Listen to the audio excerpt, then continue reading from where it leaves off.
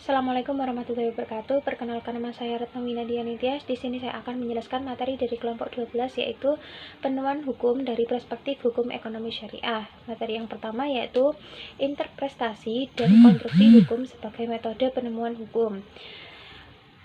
Interpretasi hukum atau biasa disebut dengan penafsiran hukum. Interpretasi hukum peraturan perundang-undangan ialah mencari dan menetapkan pengertian asas dalil-dalil yang tercantum dalam undang-undang sesuai dengan yang dikehendaki serta yang dimaksud oleh pembuat undang-undang. Interpretasi hukum meliputi banyak metode, yaitu diantaranya yang pertama metode subsumtif, yang kedua interpretasi gramatikal, yang ketiga interpretasi historis, yang keempat interpretasi sistematis, yang kelima interpretasi sosiologis dan teologis, yang selanjutnya yaitu interpretasi komparatif, yang selanjutnya yaitu interpretasi futuristis, yang selanjutnya yaitu interpretasi restriktif, interpretasi ekstensif, penafsiran komprehensif, dan interpretasi autentik, interpretasi interdisipliner, yang terakhir yaitu interpretasi multidisipliner. Yang kedua yaitu konstruksi hukum. Dalam penemuan hukum dikenal pula dengan metode konstruksi hukum yang akan digunakan oleh hakim pada saat ia dihadapkan dengan situasi adanya kekosongan hukum atau red vacuum atau kekosongan undang-undang atau biasa disebut red vacuum.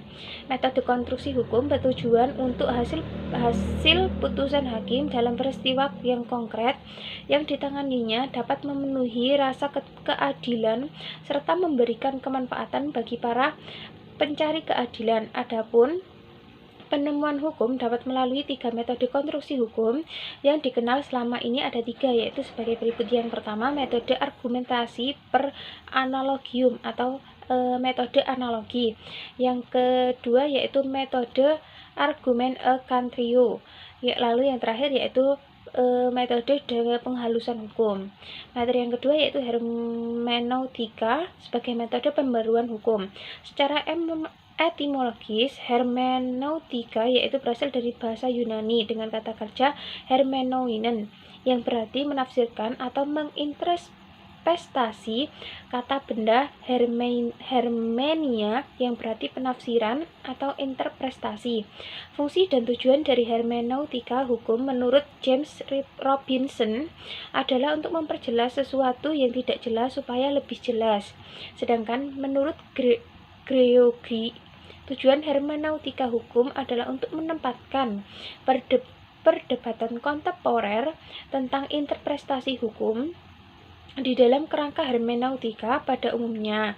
Macam-macam hermeneutika adalah yang pertama hermeneutika ijtihad hukum Islam, lalu yang kedua dan yang terakhir yaitu hermeneutika mujtahid dalam hukum Islam positif. Lalu materi yang terakhir yaitu metode penemuan hukum Islam.